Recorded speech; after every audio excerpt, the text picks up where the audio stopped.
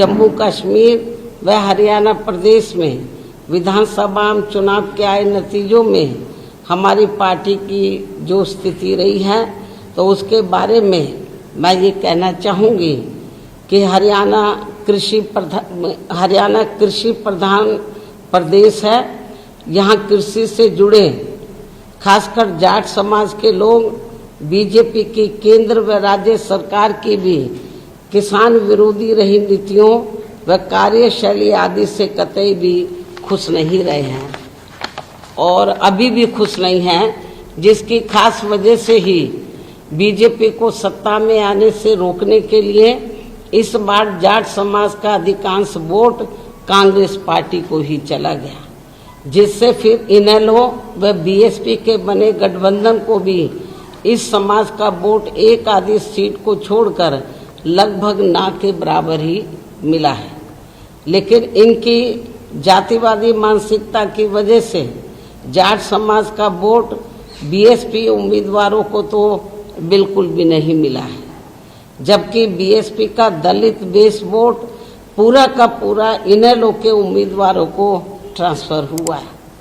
इतना ही नहीं बल्कि श्री चौटाला परिवार से जुड़ा जाट समाज का भी वोट इनमें आपस में फूट होने की वजह से फिर इसका भी ज़्यादातर लाभ बीजेपी को ही मिल गया है।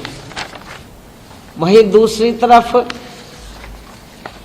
गैर जाट समाज का वोट भी इनकी इस लड़ाई में अधिकांश बीजेपी को ही चला गया, जिससे यहाँ बीजेपी को फिर से अपनी सरकार बनाने का मौका मिल गया है। कहने का तात्पर्य यह है कि इस बार हरियाणा प्रदेश का ये चुनाव जाट व गैर जाट समाज में ही बंटकर रह गया और इन सब से फिर बीएसपी को काफ़ी नुकसान हुआ है। हालांकि बीएसपी के लोगों ने अपने उम्मीदवारों को जिताने में कोई कसर नहीं छोड़ी है और इस मामले में जम्मू कश्मीर के पार्टी के लोग भी ऊपर वैली में कश्मीर वगैरह वहाँ तो नहीं पहुँच सके, लेकिन जो नीचे जो जम्मू का एरिया थोड़ा सेफ है, सुरक्षित है, तो वो 25-30 सीटों पर हमारे लोगों ने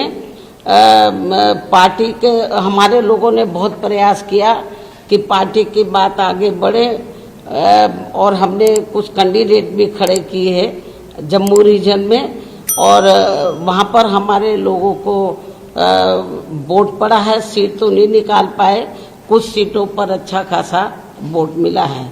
इन सभी की जितनी भी इन वर्कर ने कोई कसर नहीं छोड़ी है, लेकिन हालात कुछ ऐसे बन गए जैसे हमने इनेलो से हरियाणा में अलायंस किया तो हमें जाट समाज का वोट मिला ही नहीं बीजेपी को हराने के लिए, या बीजेपी को सत्ता में बीजेपी वापस ना आए तो जाट वोट एक तरफा तो वो कांग्रेस को चला गया।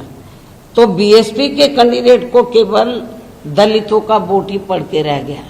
यदि वो थोड़ा वोट भी हमें 2-3% मिल जाता तो हमारी कुछ सीटें जरूर निकल आती, लेकिन जाट समाज का वोट वो बीजेपी को सत्ता में आने से रोकने के लिए वो कांग्रेस को चला गया। और वैसे भी जैसे उत्तर प्रदेश में जाट समाज की जो मानसिकता है वो काफ़ी हद तक बीएसपी की वजह से बदली है। उनकी जातिवादी सोच काफ़ी उत्तर प्रदेश में जाट समाज की बदली है, लेकिन अभी हरियाणा में नहीं बदली है। तो उनकी जो मानसिकता है दलितों के मामले में तो वो भी अभी पूरे तौर से परिवर्तित नहीं हुई है।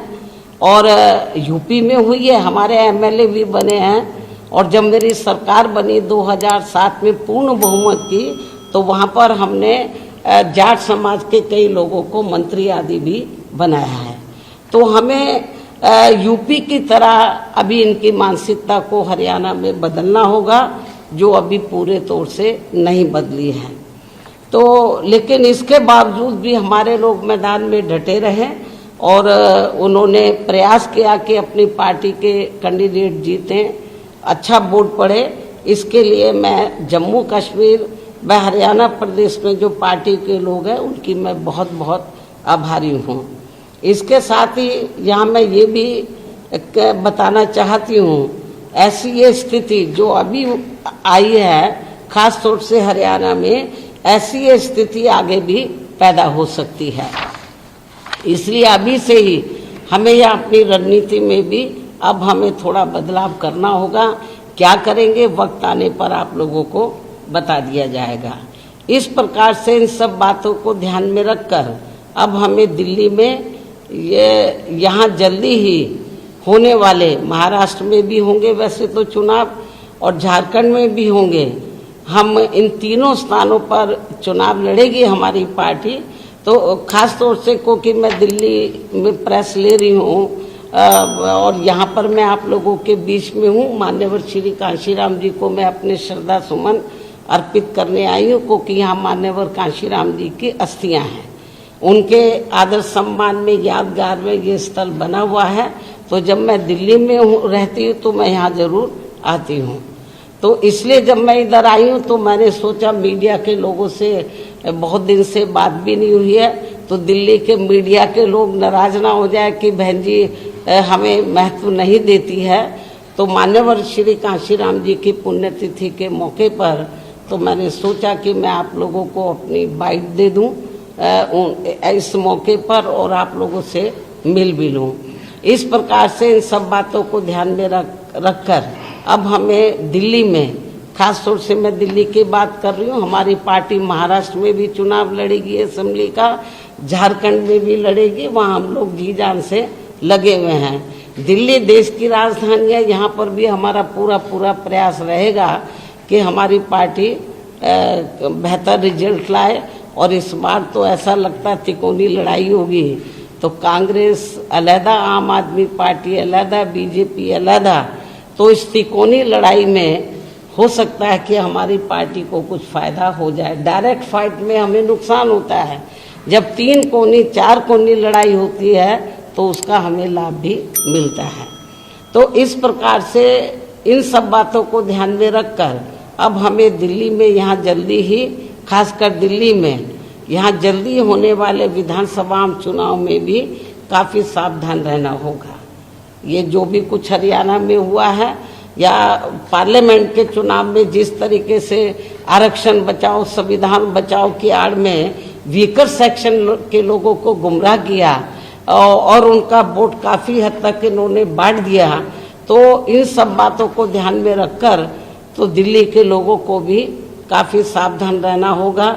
जिसके लिए आज दिल्ली से आए, क्योंकि जब मालूम है मैं इधर आ रही हूँ तो दिल्ली प्रदेश के लोग भी बड़ी तादाद में इधर आ रहे हैं। उनको भी उनसे वो मुझसे भी बात करेंगे और जिसके लिए आज दिल्ली से आए हुए लोगों को जरूरी दिशा निर्देश भी दिए जाएंगे। इन्हीं जरूरी बातों के साथ ही अब मैं पुनः मान्यवर श्री कांशीराम जी को अपने श्रद्धा सुमन अर्पित करते हुए अपनी बात यहीं समाप्त करती हूँ। धन्यवाद। जय भीम व जय भारत।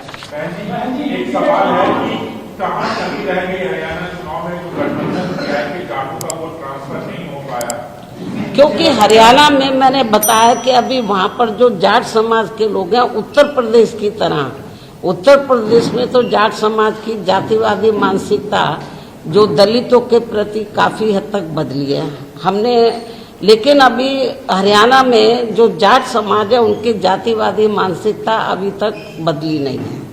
तो एक तो ये कारण रहा है कि उन्होंने वोट नहीं दिया, दूसरा ये रहा कि वहाँ का जो जाट समाज है ये सोचता रहा कि बीजेपी को किसी भी कीमत पर हमें सत्ता में आने से रोकना है। तो जाट समाज के लोगों ने सोचा कि यदि हम विभिन्न गठबंधन को अपना वोट बांट देंगे तो बीजेपी फिर सत्ता में आ जाएगी। इसलिए जाट समाज के लोगों ने बीजेपी को सत्ता में आने से रोकने के लिए उन्होंने अपना एक तरफा वोट कांग्रेस पार्टी को दे दिया, जिससे हमारी पार्टी को ये नुकसान हुआ। ठीक है।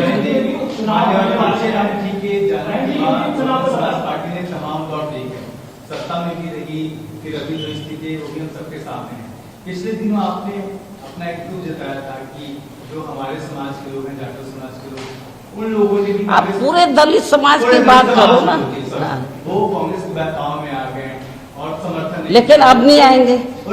लेकिन उनको क्योंकि समय बहुत कम था, उस समय लोकसभा चुनाव डिक्लेयर हो गया था, इन्होंने ऐसी नौटंकी की, नाटकबाजी की कि हमारे लोग गुमराह हो गए। अब नहीं होंगे। उपचुनाव उत्तर प्रदेश में होने वाले हैं, क्या हरियाणा? वो जब माननीय सुप्रीम कोर्ट का जब जजमेंट आया SC ST आरक्षण में वर्गीकरण और क्रीमी लेयर आदि को लेकर, तो जो पूरे देश में जो SC ST वर्गों के लोग हैं उनकी आंखें खुल गई। जो ये संविधान बचाने, आरक्षण बचाने की बात करते, तो इस मामले में सारी पार्टियां, बीजेपी एंड कंपनी के लोग, कांग्रेस पार्टी एंड कंपनी के लोग, सारी की सारी पार्टियों ने कुछ भी इसके ऊपर सही जवाब नहीं दिया। बस आरक्षण की बातों करते रहे, हम ध्यान रखेंगे।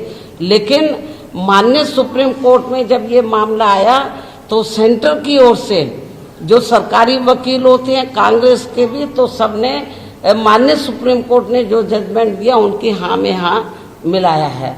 तो इसलिए मैं आपको ये बताना चाह रही हूँ। और इतना ही नहीं, कांग्रेस के श्री राहुल गांधी ने तो विदेश में जाकर कह दिया कि वक्त आने पर हम इन वर्गों का पूरा आरक्षण खत्म कर देंगे। तो इसका असर पड़ा है पूरे देश में। और मुझे ऐसा लगता है कि जो इन्होंने लोकसभा आम चुनाव में फायदा उठाया, अब दोबारा से इस मुद्दे के ऊपर अब इनको फायदा मिलने वाला नहीं है। नहीं तो फिर हरियाणा में क्यों नहीं उठा लिया इन्होंने? कांग्रेस शासित तेलंगाना। ठीक है फिर, अच्छा भाई।